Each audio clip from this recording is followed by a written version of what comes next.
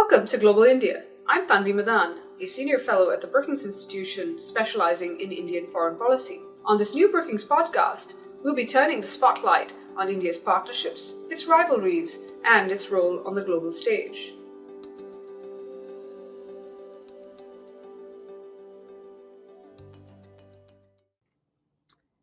In 2017, China hosted its first Belt and Road Forum. Some Western countries like Greece, Italy, and Spain were represented by their prime ministers. Australia sent its trade minister. The Japanese delegation was led by the Secretary General of the ruling party. And from the United States, the National Security Council's Matt Pottinger attended with a team. Conspicuous by its absence was India, and not just because it was the only major country not present. What was striking was that India announced that it was boycotting the forum, with the Indian Foreign Ministry outlining the reasons in a statement, including the fiscal impact of the Belt and Road Initiative, or BRI, as well as the impingement of India's territorial integrity and sovereignty in the case of some BRI projects. This Indian decision reflected its concern about China's increasing activities and influence in India's continental and maritime neighborhood, Beijing's activities in South Asia and the Indian Ocean island states, and Indian concerns about it, both precede the Belt and Road Initiative, but Delhi's wariness has increased due to its scale and worries that China is gaining political influence and shaping the strategic choices of India's neighbors, including dissuading them from respecting Indian sensitivities. All this is complicated by the fact that India and China have overlapping peripheries, with Delhi's activities in Southeast Asia increasing as well. And so the countries will continue to bump up against each other in the region. So India's enhanced concerns have led to shifts in India's perspectives and policies, including a more welcoming approach towards an American presence in South Asia and the Indian Ocean region than it had in the past. In today's episode, we'll look at India-China dynamics in South Asia. Think of the region in two parts. One category with the countries that are aligned, Pakistan with China, and Bhutan with India. In a future episode, we'll consider India-China dynamics in that category of countries. Today, we'll look at the second category, that is non-aligned South Asia, and explore India's perception of Chinese activities in Nepal, Bangladesh, Sri Lanka, Maldives, and other Indian Ocean island states, as well as how Delhi is responding. My guests are Constantino Xavier, Fellow at the Center for Social and Economic Progress in New Delhi, and Darshana Baruah, Fellow at the Carnegie Endowment for International Peace, where she directs the Indian Ocean Initiative. Both are working on books on the region. Constantino on how India's democratic experience at home has shaped its foreign policy in Nepal, Sri Lanka, and Myanmar. And Darshana is working on a book on the island states of the Indian Ocean and the region's increasing importance. Constantino Xavier, Tino, welcome to the Global India podcast. Hi, Tanvi. Great to be here. Darshana Baruah, welcome to you as well. Thank you, Tanvi. Good to be here. We're going to be talking about India's neighbors today and how New Delhi sees increasing Chinese activity in the region, as well as China's increasing influence. Tina, we're going to start with you, and I'm going to ask you to talk about three of India's neighbors. One, Nepal, which is a landlocked country lying between China and India. One that is India's continental and maritime neighbor, Bangladesh, and another one which is an island state neighbor of India's, Sri Lanka. Tino, tell us a little bit about how India sees China's activities in the region in these three countries in particular. Thanks, Tanvi. I was thinking the best way to maybe explain, especially to an American audience, what's happening in this region is that it's very close to what happened in the 1950s and 60s when the Soviet Union started to build up its presence in Central and South America, in what was in the United States backyard under the Monroe Doctrine of the 19th century. This was an area that the US had been very influential, and suddenly you had an adversarial power poking around in the immediate periphery. So today, I think that's the sense also in India, that there is a sense of threat, competition, adversarial relations with China in its immediate periphery. countries, the ones you mentioned, that traditionally depended on India, on economic support, on trade relations, on political and security provisions. So today, China, the last 10 years, has established very rapidly a foothold in these countries across different sectors. And therefore, the difficult India China relation since the 1960s with ups and downs, and we're seeing a particular down since 2020 in India China relations, is manifesting itself in competition and conflict occasionally, diplomatic, economic conflicts, political sometimes, in these three neighboring countries, where China and India often find themselves on different camps, have different preferences, different ways to engage and support these countries, different political preferences, like we just saw in the elections held in the Maldives recently. So there is that sense of competition and threat. And there's various dimensions to this. We just finished here at the Center for Social and Economic Progress a report on how China engages South Asia with several case studies on Nepal, Bangladesh, and Sri Lanka. This is a regional effort with experts from these three countries who helped me and my co-editor Jabin Jacob from Shiv Nadar University understand the depth and the scope of China's influence in these three countries. It is one that manifests itself in economics. China today is one of the major trade and investment partners of these three countries. In terms of economic connectivity, infrastructure relations, China today is a major funder of infrastructure modernization in these three countries. For example, one of the most known projects is the Hambantota port in southern Sri Lanka, but also a new airport in Nepal, power sector in Bangladesh, and also these three countries are all part of the Belt and Road Initiative that China has partnered with them on. India is not. India decided to stay away. So that's one. A political pillar is, of course, also very important. That's a very new phenomenon. Today, we have the Communist Party of China establishing direct links with the political parties in power and in opposition in these three countries. There are workshops, there are training sessions on the Xi Jinping way for development and governance. So you have a political dimension to developing. You have a military and security pillar.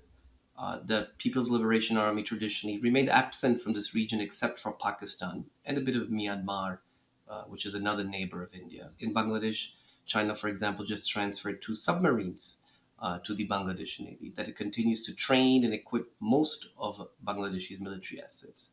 That means that with Nepal, for the first time, that is a sandwiched country landlocked between India and China, you had the first joint military exercise between the PLA and the Nepal army. And finally, the last pillar, Tanvi, that is important is the governance and the regulatory pillar. This is something that surprised us. We talk a lot about economic flows, trade, military, security realms in which China establishes a foothold around the world, and in this case, in particular in South Asia.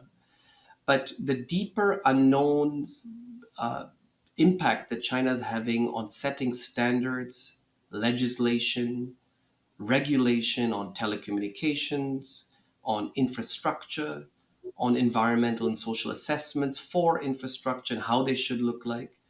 This is very interesting. This is state owned enterprises from China who are indirectly through parliament engagements, political engagements, think tank engagements, engaging civil society, and in many ways establishing a system that will be favorable to Chinese companies and Chinese interests over the next decades. And it's interesting, Tino, because you have written about how one of the things that India is having to get used to is that it used to have a monopoly as such in the neighborhood, or a relative monopoly, and now it's dealing and having to deal with a more competitive environment in the region. Darshana, let's move to India's maritime neighborhood, where we've seen some similar trends. Also, one trend that Tino alluded to, which while there is this new and renewed focus and interest from China, thanks to what used to be the One Belt, One Road, now the Belt and Road Initiative, China's engagement precedes that. And you've seen Beijing increase its engagement in the Indian Ocean region. So let's move to India's maritime neighborhood and talk to us about the Indian Ocean island states with whom India has had long-standing ties, but where Beijing has been increasing its investments as well as its influence in recent years. Thanks, Tanvi. I agree with a lot of what Tino's mentioned in terms of some of the complexities that India has had to deal with in its competition with China. In the Indian Ocean region, I think the story is slightly different from, say, India's continental neighborhood, uh, because I see two developments. One is, of course, the way India itself looks at maritime security and the broader Indian Ocean region, in the sense that the ocean has traditionally been divided into Eastern Indian Ocean and Western Indian Ocean, and it has had a continental division of a maritime domain. So Sri Lanka and Maldives is viewed through the prism of South Asia, whereas, say, Seychelles and Mauritius, which is on the Western Indian Ocean, along with Madagascar and Comoros, comes under the Africa lens, which has a more of a continental view than, say, maritime view. And I think somewhere India has also made that difference. So despite having really strong relationship with Sri Lanka, Maldives, and then Mauritius and Seychelles within the Africa Bureau, it has had different levels of interactions and engagements with the different sort of the sets of islands. So when we talk about the islands of the Indian Ocean region, there are six. So from east to west is Sri Lanka, Maldives, Mauritius, Seychelles, Madagascar, and Comoros, all the way to the Mozambique Channel, and this side is the Andaman Sea. And together that constitutes the Indian Ocean, the entirety of the Indian Ocean region. The one aspect of the competition is because of India's proximity to Sri Lanka and Maldives, that competition in the recent years have been felt more acutely, because combine that with what's happening with Bangladesh or Nepal, or even conversations in Afghanistan, Pakistan, it feels more accentuated and more. There's a sense of urgency that is felt in Delhi in a way that developments in, say, a little bit under the middle of the ocean, which is, say, Mauritius and Seychelles, remain somewhere slightly at a distance, and Madagascar and Comoros, I would say, is pretty much at the periphery of it. Whereas from the China perspective, in my view, China looks at the region as one and engages equally with all six islands. So from my understanding is that the reason when it comes to the islands of the Indian Ocean region, why we hear more about Sri Lanka and Maldives and less about Madagascar and Comoros is because of how India views that and what is being discussed in India's political engagements. For instance, China has an embassy in all six islands in the Indian Ocean region. It's the only major power to have a political and a diplomatic footprint across all the Indian Ocean islands. Nobody else has it. Not the United States, not UK, not France, not India, not Japan, not Australia. No other player has it. So a lot of the engagement has essentially really been sustained over several decades, but combined with what has been happening on continental South Asia, combined with China's larger approach and engagement on Belt and Road Initiative, and combined with China's even expanding engagements with, say, Africa and Middle East, which all have an Indian Ocean coast, the conversation on the Indian Ocean region and China's increasing presence is beginning to be felt more because it's beginning to be discussed more. But a lot of them have essentially been a continuation of a lot of the projects that have either started, as you said, predates the Belt and Road Initiative, or essentially is something that China has been building on strategically, politically. And because there was never essentially direct competition between India and China at sea in a way that has existed across the land borders, I think the heat of that or the pressure of that is felt more acutely. And now, combined with all of the continental troubles and the continental escalating tensions, the presence in the maritime domain is beginning to be felt at a strategic and political level in a way that India had not really looked at it. But I would say, in competition with in the Indian Ocean region, it is an evolution over a period of time. It's not an development of the last 5 years or even 10 years. It's just that we are hearing more of it because of the combination of multiple different factors, which leads to the question or the conversation that how the region is reacting to it, and we can go into that later. But essentially, that the reaction or the engagement from regional players, the maritime neighbors towards India, is also a reflection of how India has engaged with these neighbors over the last several decades. For instance, I cannot remember any cabinet level visits to Madagascar, Comoros from India in at least in the last several decades. But you will not struggle to find such high level visits, say from China. Even when Prime Minister Modi went to Sri Lanka in 2015, I think it was after a gap of 28 years that an Indian political leader had gone there. When they went to Maldives, it was a gap of several decades. So it's not something that has happened overnight or because it's a direct reaction of India China competition on the continental border. It's just that the maritime conversation was never a front and center conversation in India's foreign policy engagement in a way it has become in the last 5 years, and why we hear and feel the competition being played out in the Indian Ocean region. It's interesting that both of you have made the point that what we're seeing in terms of India's neighborhood and Chinese activity there, and how India is seeing it, is very much connected to the continental context, particularly the intensifying of the border dispute and that broader intensifying sense of competition.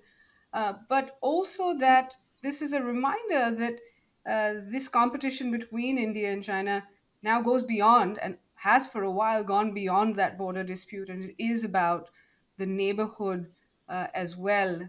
One of the things I've noticed that's changed as well is that it's not just you used to hear a few years ago from Indian officials, and I would say this would be about a decade ago, that yes, China is building roads or infrastructure in this region, and that's pretty secular infrastructure. Everybody can use it. There was a debate about, whether there was going to be a Chinese string of pearls of ports, dual use infrastructure, but it was largely seen as not as, from such a competitive prism as it is today.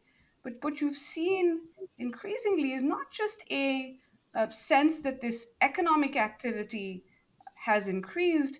As Tino, you mentioned the political engagement, governance engagement. Darshana, you mentioned the diplomatic engagement, but also that this economic activity is coming with strategic influence, and China actively potentially shaping these countries' choices, not just about India, but also, for example, about the US. And we've seen this in a few different countries, and maybe we can come to that. But given that we've talked about this competitive prism and these developments, what has New Delhi been doing about this? How is it responding to China's activities and its own, in the context of its own concerns about Chinese engagement and influence in the neighborhood? Tino, I'll start with you first. Yeah, Tanvi used the word competition, and I think we all agree that competition brings out the best out of us. I think it forces us to perform more, better, rethink ways of engaging. And Tanvi, if I may use or experiment with some of you're the queen of relationship metaphors in geopolitics. I see your book behind you on Fateful Triangle and many others you've used to explain how countries also think about options. Let me experiment also to explain how India is responding in two ways to courting its neighbors. When you take these countries for granted, smaller states around your periphery, you get very lazy. You do not perform well. You take them for granted, so you don't invest much in those relationships, which was the case, like you mentioned, till the 1990s and 2000s between India and Nepal, India and Bangladesh, India and the Maldives, India and Sri Lanka. These are countries that were insulated economically from the rest of the world, as India was. They lived in many ways under the shadow of this regional behemoth, India. Now, what China brought, competition, has forced India to rethink the terms of its relationship with these countries. And it does it in two ways. One is obviously by courting them and giving them more. So rather than denying uh, economic aid, assistance, or sitting on requests for support, That was often the natural reaction from India, just because they were not a priority. You could afford not to invest. And that is no longer tenable, which means that India is shifting, and this is the first response, from a logic of denial or non performance to one of delivery. More, better, and faster because of what China is doing in these neighboring countries. That means that also countries as Nepal or Sri Lanka expect more from India. They want more. In the past, sometimes they themselves were reluctant about economic linkages, trade linkages with India, services liberalization, for example, in terms of mobility of talent. Bangladesh today is negotiating a major economic partnership with India because it's graduating as a middle income country in 2026. And in fact, in relative terms, today is as wealthy, if not wealthier than India. It has done very well. So these countries see in India a growth engine, and therefore India needs to deliver much more in terms of that economic interdependence. It's doing a lot on the basic transportation infrastructure that this region has dismantled. India just inaugurated the first two petroleum products pipelines in the region. India is developing new railway linkages with its neighbors. It's upgrading its border management infrastructure so trade can flow faster through digital mechanisms and systems. The ports of India are now finally giving access to landlocked countries like Bhutan and Nepal to import and export and communicate with their markets with the rest of the world. Finally, we have now trilateral power connectivity between Bangladesh, Nepal, and India. India has often opposed its role as a transit country for Nepal to export power to Bangladesh. And Nepal sits on one of the Bhutan, both countries in the Himalayas, in the mountains, sit on some of the world's largest hydropower potential. So finally, these two countries now are exporting to India, to Bangladesh, and to third countries. So that's the first one. The second response, Tanvi, again to your relationship metaphor, is partnerships with other countries. As China has shown up to be a very strong competitive player for India, I think India has also realized that it has more to gain by partnering and developing complementarities, coordinating, pooling efforts with countries beyond the region, inside the region. That means that today India is very comfortable working with Japan in Sri Lanka and in Bangladesh. In fact, it took India to nudge Japan to re engage with Sri Lanka after their major financial default last year. The Japanese had invested a lot in Sri Lanka and were a bit reluctant to return to Sri Lanka. And it took a lot of political and diplomatic effort from India to engage Japan and give conditions to Japan to say, please come into Sri Lanka. We need you in Sri Lanka to support with capital, with know-how, with skilling, with infrastructure development, that the revival of the Sri Lankan economy, which in turn benefits southern India in particular in terms of economic interdependence. With the US, there are some areas and some geographic and sectoral areas where India may still have some reluctance about working with the US. But on most accounts, India welcomes a greater American presence in Nepal, where, for example, under a recent agreement, the US has provided $600 million worth grant for electricity connectivity between Nepal and India. US just opened up a new embassy in the Maldives. So that is all seen positively today. The same could be said about France. We saw the first ever visit, I think first ever visit by a president of France to Sri Lanka. President Macron was in Colombo recently. We saw the European Union showing up across the region. The European Union today is working with India to develop energy grid connectivity in East and South Asia through the European Investment Bank. So that is the second response. That India is much more comfortable to work in complementary terms with other countries beyond the region to match and surpass what China is doing in. And that agreement that you mentioned with the US and India and Nepal working together was part of or under the rubric of the Millennium Challenge Cooperation Compact that the US and Nepal signed, which some reports indicate was something Beijing was actually trying to run interference on. We've seen similar kind of reports of Beijing also trying to exercise influence to shape choices vis-a-vis India and the US and Sri Lanka. for example, as well, whether it was a visiting forces agreement or whether it was certain economic projects with the US, India, or Japan. Darshana, what about the Indian Ocean island states? How is India approaching these countries in the context of increased Chinese engagement and influence?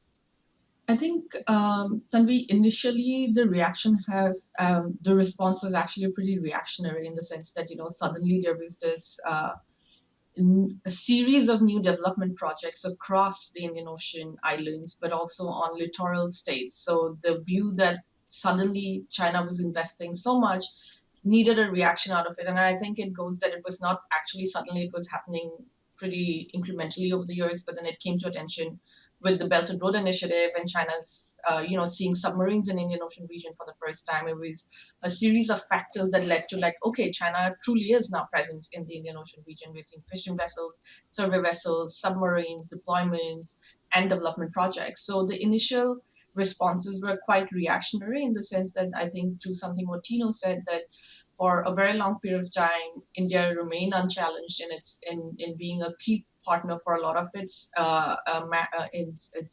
neighbors, and for the first time, it was beginning to feel that pressure. So, if China was building a port, so do we build a port for a port and a bridge for a bridge? And I think we did see a series of announcements of infrastructure projects, even initiatives that did not really stand uh, time. I think like Asia Africa Growth Corridor. Remember, India and Japan announced that, and then it didn't really materialize because there was this scrambling to work with whoever was available to announce alternatives to Chinese led infrastructure projects. And it was much more a reactionary response than actually thinking through. And I think at some point there was a pause and a reevaluation of how to address this issue, because it was not going to be a short term or even a midterm issue. It's a long term issue. And the realization that these development projects are embedded in a long uh, uh, partnerships between the island nations or littoral nations and China.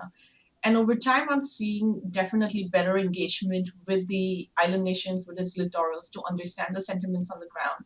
The one thing India has done well in the Indian Ocean region coming out is the utilizing the advantages of its geography, and to just give a very specific example, COVID. At the time of COVID, the Indian Navy did lead in providing supply materials, whether it's medicines, whether it's taking medical camps, providing masks. It also, when the world began to shut down and India was evacuating its own citizens and students from China and Wuhan, it did bring back students of Maldives and Sri Lanka and Bangladesh to say that, look, I am here. We are your closest neighbor. We can help geographically. We'll always be here, whether we have development issues, whether we have engagements or economic ties. India was always going to be in the Indian Ocean region. It was always going to come back. So this is how we can offer that help. And we saw that going across. India had a pretty impressive vaccine outreach across the Indian Ocean region that I think it offered it equally to all the islands, but also littorals. But it was not just limited to vaccines. I think it did extend to critical medicines. It did extend to food, grains, rice. At a time where the whole world was really shutting down, and I think India has used that advantage of geography to better to re-engage with the region, to say that there are different ways that we can help. There are different ways that we are willing to help, and we are also willing to come to your aid when the rest of the world is shutting down. And I think that has really had an impact in pausing and from the region also to see that yes, you can't you can't play the binary of India versus China, because both are important in different ways, and also accepting the geographic reality of India and the Indian Ocean region that really that come true. And I'd also say the another thing in the last couple of years that has really been helpful and should does carry a lot of weight is the diplomatic presence and the diplomatic footprint. The regular visits, not just at the prime minister level, but also more regularly at the NSA level, foreign ministers level, in a way that we used to not see in the last decade or so. So you have an election in Sri Lanka or Maldives, you'll have an Indian official right there, one of the first ones there to congratulate the new government. We saw that happen in Sri Lanka. I would expect some sort of reaction with Maldives as well. The diplomatic footprint, the importance of the sovereignty of the nation, and that is important, and the nation or the country is important for India to take out time and to make that visit, and not just go to the bigger powers of the Western nations or even Japan or Australia, has gone a long way in beginning to correct the narrative that became lazy in that engagement, that strategic inertia that India felt or was I think caught up in the last couple of decades. It's beginning to change that. So I do see better engagement and in the region, better perceptions, willingness to listen to the sentiments on the ground, whether you agree or not. It was something that was hard to communicate with Delhi for a very long period of time. But now there is a recognition that on the ground, yes, people, political parties, and the local perceptions of India are different, and then accepting that it's different, but then they're still seeing a role to play. And I think that has been a response along with coming up with partners, some of the issues and examples that Tino provided. Um, there's definitely a long way to go because the political baggage is significant. I would say that the local perception is pretty fresh in terms of the number of years that India, uh, at least from the regional perspective, they felt that India had not abandoned them, but got lazy in that engagement. Was took time. I think it really goes to a lot of the things that Tino mentioned, taking time in processing requests or coming up with solutions. And I think India's really got taken in concerted effort in addressing those issues. And just a final sort of example on how structurally India is building that in its response to the neighborhood is the Indian Ocean Division within the Ministry of External Affairs.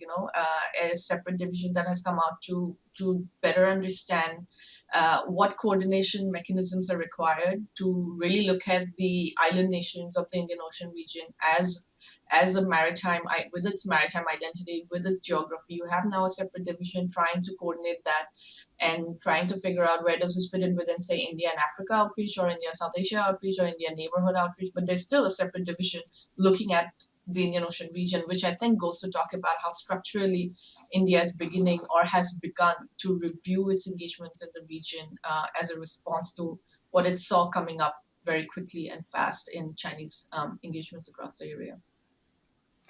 It's worth noting another element. Tino, you mentioned that India's moved from more denial to delivery. Darshana, more dictating to listening. But there is this aspect where India also finds ways to make clear its red lines to its neighbors as well. So that aspect hasn't entirely disappeared, and it is something that you see doesn't happen publicly, but we do hear reports of it, and often from the region. I just do want to ask both of you a couple of kind of follow up questions to kind of just have brief answers. One is to just talk a little bit about what the kind of organizational infrastructure, have there been any changes? We used to have in South Asia a South Asian Association for Regional Cooperation, or SARC. We've seen some shift away from that. Could you talk about that? But also, this other aspect, which both of you alluded to, is regional perceptions. We've seen these countries in some ways adopt an approach that India took in the Cold War, which was non alignment.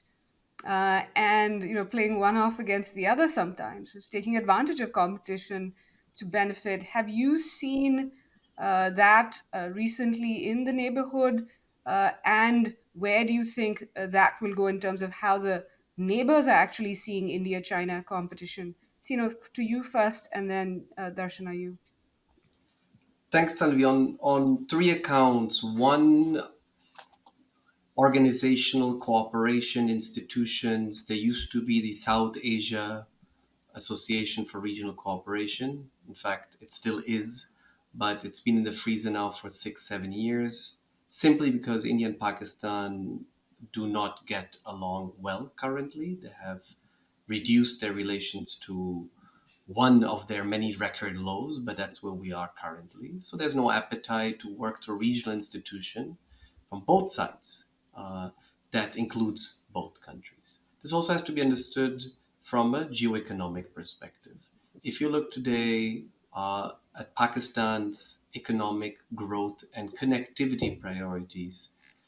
They are aligned with China northwards, they're aligned southwards towards the Gulf region, and they're aligned westwards towards Central Asia, Afghanistan, partially, depending on what happens there.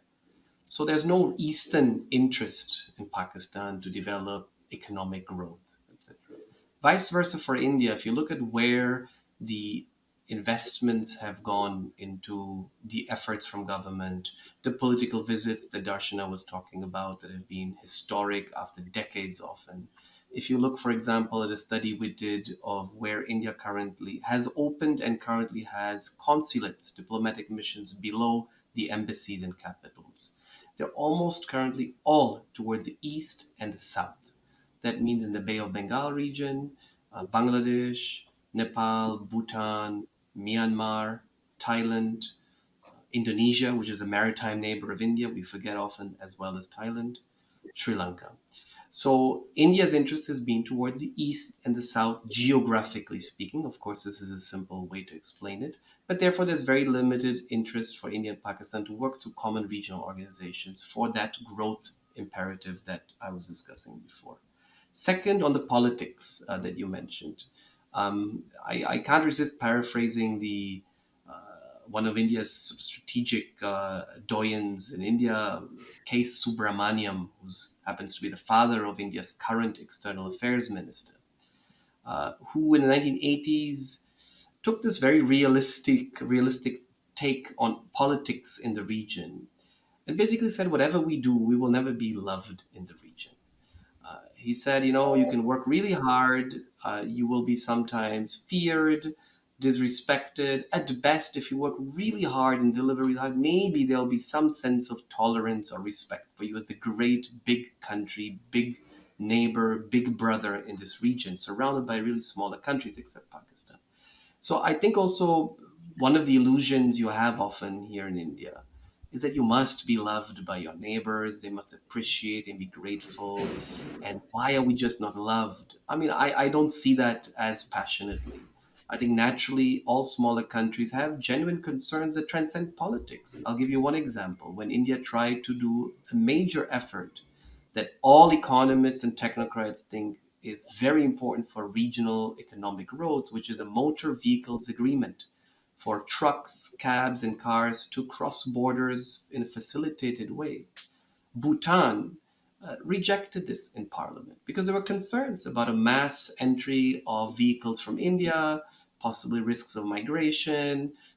There were local lobbies of taxi drivers and truckers that oppose this. So it's very difficult to promote a regional interdependence and connectivity agenda because there will also be political losers from that political economy change in the region. So that is happening. It will continue to happen. It's something India has to manage and it will be difficult. Last point is about this non-alignment perspective you brought in, Tanvi. And absolutely, I think these countries are doing to India what India has done and in many ways still does with other greater powers. This means that these countries are learning the difficult art of balancing, diversifying risks, expanding partnerships, and going beyond the India China binary and also looking for other options. That's why I mentioned Japan being welcome in the region. That's why the European Union now has an Indo Pacific policy and establishing a growing presence in Sri Lanka, in Bangladesh, economics, trade, diplomatic, security presence. Individual countries from Europe are doing this, France in particular, but Germany is beginning to do it too. The United States, I've mentioned before, is also expanding its network and its presence in the region to the examples I've mentioned before. So these countries are learning that. The biggest challenge, though, Tanvi, is that it's very easy to have a vision of non alignment, but to implement it to policy decisions is very difficult. These are small states and they don't have much state capacity often. This means, for example, looking at different projects and deciding which one is going to be more aligned with our developmental ambitions, with our governance and political preferences. And there I see some concern that many of these countries want to play the balancing game, but often end up committing to China too much, or to India, or to other countries. And let's see how that pans out. But in Sri Lanka, certainly there are great concerns about how Sri Lanka was not able to play this non-aligned game and paid a price in its default last year. Darshana, have we seen in organizational integration terms India rethink or reshape its approach to some of the organizations in the region that we've seen? There have been a few. We've also seen the Indian National Security Advisor now meet with some of his counterparts regularly. What are the other developments we've seen in this space? We've seen China call these group meetings of South Asian leaders or ministers that don't include India. So kind of on the side, so to speak. But Darshana, in the Indian Ocean, what have we seen? Of course, the most prominent regional structure that the Indian Ocean has is the Indian Ocean Rim Association, which brings together the littorals and the island states across the ocean, which was again something that India has very much been a leader in that organization, as well as ION's Indian Ocean Naval Symposium, which brings together the navies of the area. But there are also, for instance, China recently set up a China Indian Ocean Islands Forum, recognizing the absence of a platform that brings together all the islands of the Indian Ocean region. Because, for instance, say Sri Lanka and Maldives on the eastern Indian Ocean side, and the rest, which is Mauritius, Seychelles, Madagascar, and Comoros, in some form or the other, speak French, and they are within the African Union, but they also have connections with EU. So there has been this division that I think has this imaginary line that has run across the Indian Ocean region, separating the islands into sort of putting them in different camps. And India interacts with them either bilaterally. So you have the India Sri Lanka or India Maldives, or you have the trilateral now that you're referring to at the NSA level of India Sri Lanka Maldives, and then bringing in Mauritius as observer or bringing in Seychelles. But as India and say island nations, there wasn't anything that includes all of that, because Madagascar and Comoros in India's maritime purview is absolutely at the periphery, and perhaps Comoros is sitting outside of that boundary as well. It's something so new, and maybe a lot of people don't might not agree with this, but in my view, India is a coastal nation, but it's not a maritime nation, in the sense that it does not think maritime security in its foreign policy in a way that it thinks continental. So it has a large coast, so it reacts and responds and engages with issues that emerges from the sea, from the ocean, whether it's on the economic side of it or security side of it. But from a strategic, political, and diplomatic side, India is not a maritime nation in a way we are used to thinking about maritime powers and naval powers in maritime nations. The Navy is a different conversation, but then I think as a political structure, I don't think India has traditionally been a maritime power. So it misses points, or it misses developments that it would have been so much easier for India to do, to set up an Indian Ocean Islands Forum that, Beijing was the first one to even offer it. Why did it miss Delhi's mind to have something like that, despite having such closer interactions with them? And I think it does go back to how India views its own geography and how it thinks about its foreign policy engagements. On regional, also, this other thing, which is China does have a pretty clean slate in the Indian Ocean region. As opposed to the Western Pacific or South China Seas, China has no sovereignty disputes in the Indian Ocean region. It has no political baggage. It does not have any bad blood or bad history with anybody in there. It is this new, alternate, productive player with a clean political slate, with a lot of capital and an interest, willingness, and time to invest in there. So everyone's welcomed that, whether it was India missing or whether it was US using the Indian Ocean for its engagement with Afghanistan and Middle East, but not really engaging in the ocean itself. So China was this productive, creative new player that is welcome. So China in the Indian Ocean is not necessarily a bad player or a problematic player. China is not embroiled in issues of, say, Chagos or Diego Garcia issues in a way that other countries are invested, or territorial disputes between Madagascar, Comoros, and France that is a legacy issue from colonialism. So for a lot, from regional perspective, China is welcome, and maybe the larger players are beginning to feel threatened by what China can offer to smaller nations, and that's why they're trying to push them out. An interesting sort of recent development, we hosted the Islands Dialogue in New York just last month, and we had the president of Sri Lanka speak there.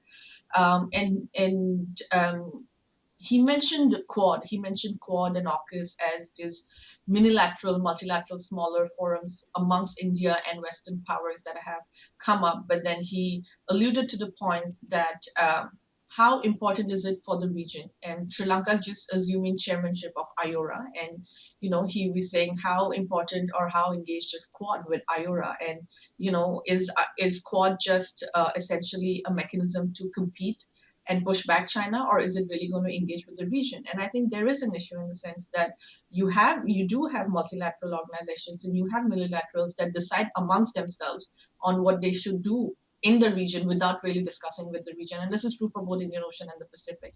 And I think that was something that was sort of interesting to hear, is a reflection of the sentiment on the ground. One last thing that I would say in terms of India's engagement on the governance, but also sort of how it's looking to correct its narrative. A big pillar of its re-engagement also has been diaspora engagement, to really leverage or go back into the Indian diaspora across islands.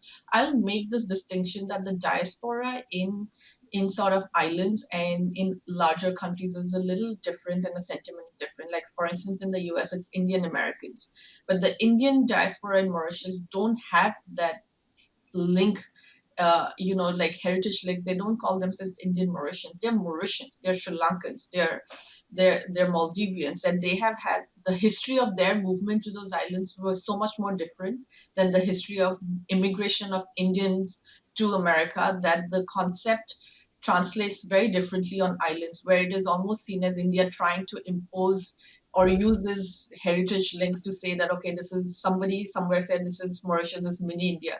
It's not looked at positively. The diaspora connection is not necessarily something that might work in favor of India, because it is actually seen as India trying to leverage Indian last name that have existed for decades and centuries on a different context in its advantage, whereas India is trying to make the parallel of how diasporas have worked in Indian America and how it could work in Fiji and Maldives. But the context is completely different, and India should be a little cautious of that. And that, Darshana, I think is also part of what you've mentioned before, that there's also some learning happening that needs to happen on New Delhi's end in terms of how these countries have seen India's previous approach, or even some aspects of its current approach. And so I think both of you have written in the past in terms of what India needs to do and do better.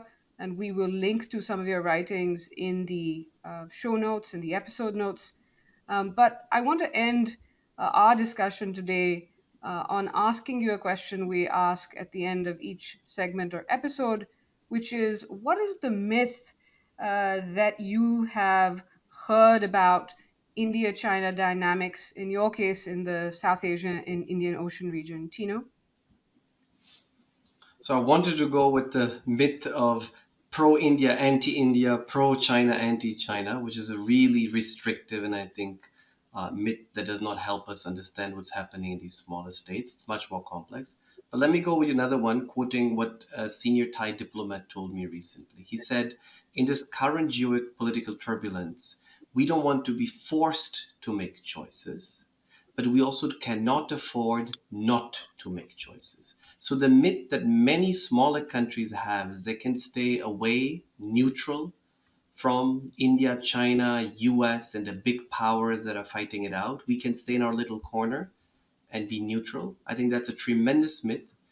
Countries are coming under stress, smaller countries too. They have agency, they have power. They may not have as much as bigger countries, and they cannot afford not to make choices. They have to make choices, a choice on Monday that is different than a choice on Wednesday and on Friday, but they will have to make very informed choices. And for that, they need good capacity in terms of expertise, bureaucratic knowledge, and strategic and political impetus to take these difficult decisions. Darshana? There tends to be a narrative that China's presence in the Indian Ocean region is to counter and compete India, essentially, more or less. But I think the myth is that it's actually China has real interest in being present in the Indian Ocean region. And if you really want to understand how this is going to play out, it will be necessary to understand how China presents itself as a maritime power, presents itself as a global power, how it talks about sea lanes of protection, sea lines of communications, and protecting sea lines of communications and choke points, and its energy transits.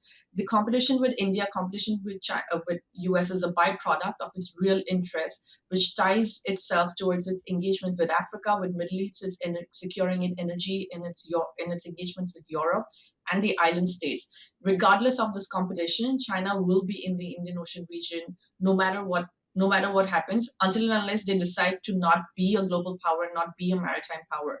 So, looking at it from the viewpoint or the lens of India China competition does not give us the answers or the long term predictability of the trends of where this might be headed to, because I truly think that India question has come up in China as China has sought to better manage its engagements in the Indian Ocean region in its own view, which is important to it becoming maritime power. Because just to end on a fact that is often missed because of this continental division of an ocean, is China has one overseas base anywhere in the world. It's in the Indian Ocean region. It's in Djibouti.